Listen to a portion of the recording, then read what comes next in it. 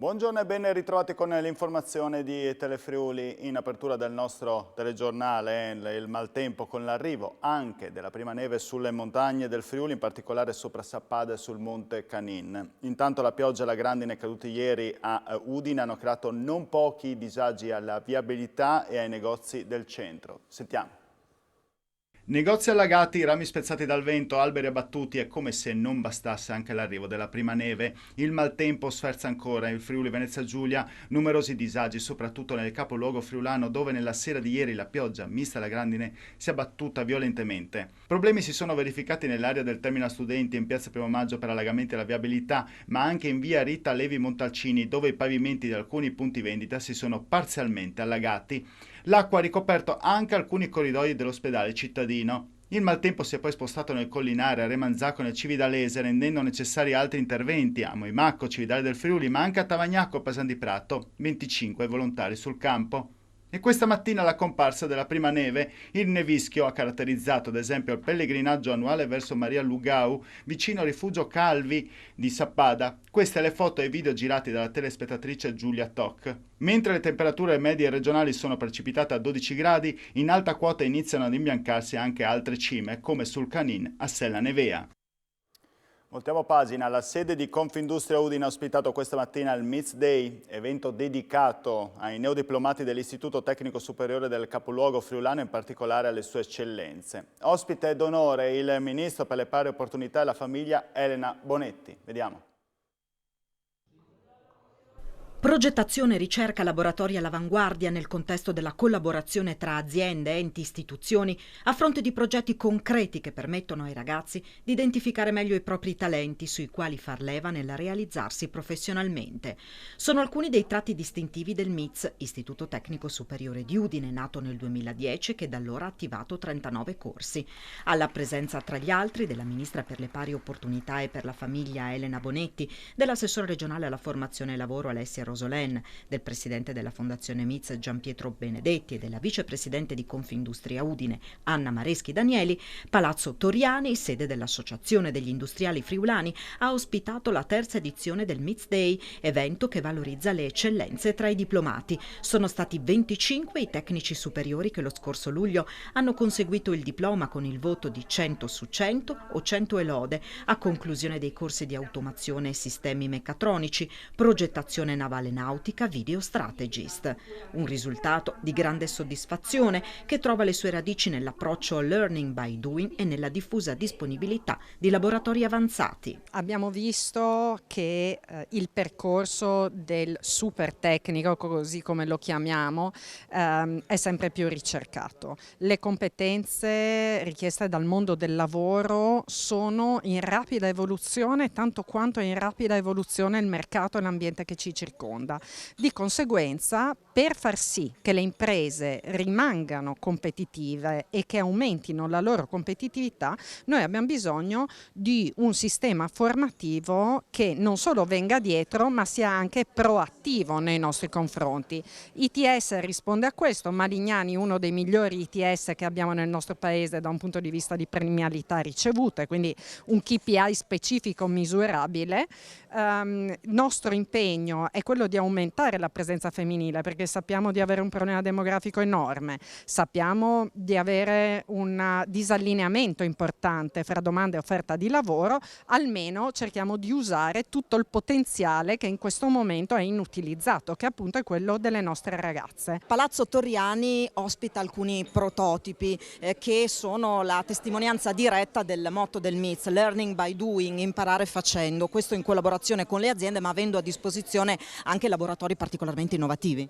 Assolutamente sì, senza il laboratorio si continua a parlare esclusivamente di teoria e con la teoria non si va da nessuna parte. Learning by doing significa applico immediatamente ciò che mi viene insegnato.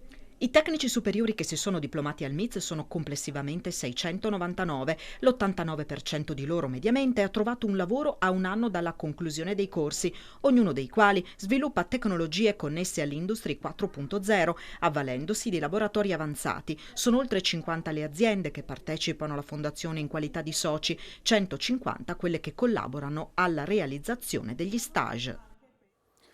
La giornata friulana del Ministro per la Famiglia e le Pari Opportunità Bonetti è iniziata a Buttrio, dove ha visitato il polo educativo 013 realizzato dalla Danieli. L'esponente del governo Draghi ha evidenziato come in questo hub educativo siano già realtà parte degli obiettivi che si pone di realizzare in tutto il Paese attraverso il PNRR. Sentiamo. Ministro, si è partiti qui con il desiderio di dare una risposta alla necessità di conciliare tempi di vita familiare con tempi del lavoro, poi si è deciso di accompagnare il percorso di bambini e ragazzini fino alla terza media. Si prende tutto ciò che di buono c'è nel modello educativo dell'istruzione in Italia, ma si aggiunge l'attenzione per l'inglese, per l'informatica, insomma per le materie STEM. Che ne pensa di questo polo educativo? Un polo educativo certamente innovativo che rappresenta un modello anche delle nuove riforme, dei nuovi progetti che abbiamo portato avanti dalla riforma del Family Act ai progetti finanziati col PNRR, che sempre di più vogliono, uno, investire in educazione e informazione soprattutto sulle nuove competenze, quelle linguistiche e quelle STEM a partire dai primi anni di vita. Un progetto di continuità educativa per le bambine e per i bambini. Oggi il nostro Paese deve investire con forza sull'educazione perché è la risorsa più grande che abbiamo per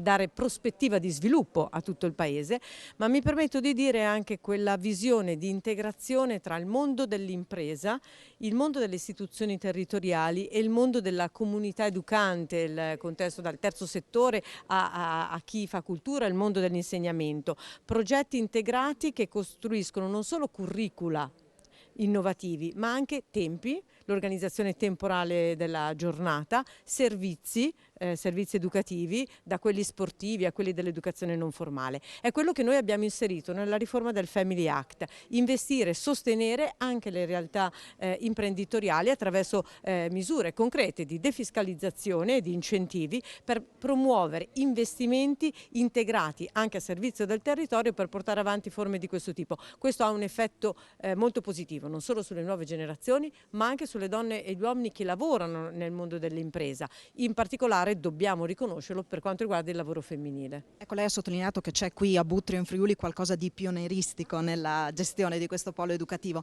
e si è affrontato un tema importante, la cura dei figli, che non è solo affare delle mamme ma anche dei papà. Certo, oggi la corresponsabilità educativa tra le donne e gli uomini è uno dei principi fondamentali anche delle politiche familiari che abbiamo voluto introdurre nel Family Act, non solo la riforma dei congedi parentali, il congedo obbligatorio di paternità, ma anche una riforma dei congedi parentali paritaria, ma altrettanto la promozione e l'incentivo per investire su forme innovative di welfare a sostegno della genitorialità e dell'educazione.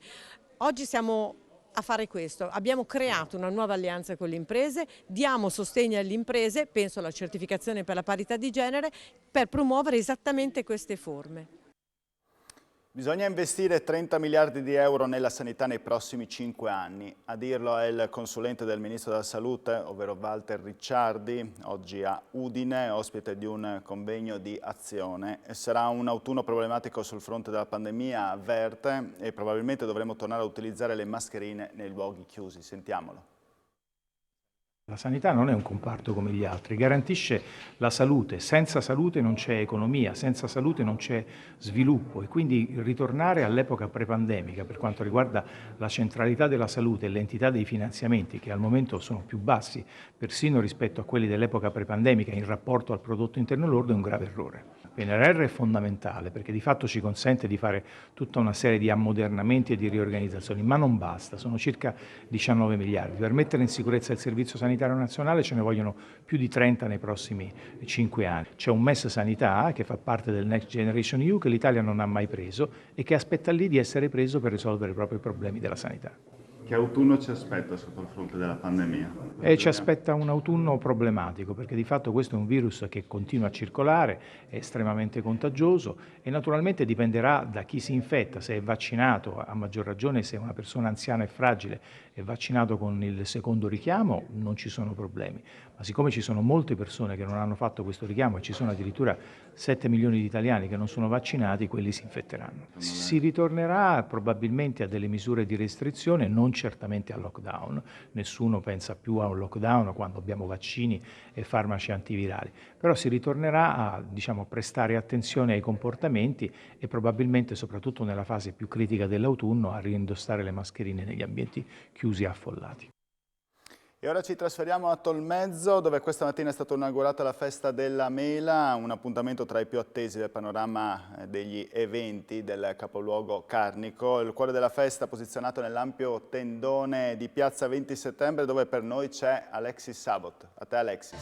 Eccoci qua, siamo in Piazza 20 Settembre a Tolmezzo, appena inaugurata la 26esima edizione della Festa della Mela. Roberto Vicentini, il sindaco, alla prima inaugurazione della Festa della Mela, comunque sta andando bene nonostante il tempo incerto all'inizio, ma insomma siete partiti.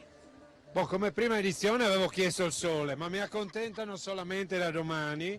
Per cui invito tutti a venire domenica, chi non può venire oggi, domani avremo il sole. Le temperature, ahimè, sono già arrivate con un leggero anticipo l'autunno, oggi mattina c'erano 8 gradi, ma d'altronde noi siamo abituati a vivere qui ed è il bello anche di stare qui, per cui insomma non è un problema. Sì, prima edizione con tutte le difficoltà. Sapete che lo scorso anno con le restrizioni del Covid si era voluto comunque provare a farlo con tutte le difficoltà, quest'anno non le abbiamo, ma sono intervenute altre difficoltà legate alla carenza, al poter non trovare attrezzature, materiale per un accavallarsi di alcune situazioni, molte sagre, manifestazioni che non si facevano, si è tornati a farle, per cui ci siamo trovati un po' a accavallarsi, ma tutto si è risolto. Sono stati molto bravi loro della Proloco, tutte le associazioni e i volontari che si sono dedicati soprattutto in quest'ultimo mese e adesso dico godiamoci questa festa della mela e come ho detto prima quando abbiamo tagliato il nastro prepariamoci al filo dei sapori, ultimo weekend di ottobre che è secondo me il momento più importante per tutto il territorio della Carnia, per il mondo dell'agricoltura, dell'enogastronomia del territorio, per le nostre eccellenze e per la qualità che la montagna sa offrire. E queste sono tutte iniziative che fanno bene, sì, per quanto riguarda la valorizzazione del territorio, ma anche dà degli incentivi a chi è qui, ai commercianti del posto.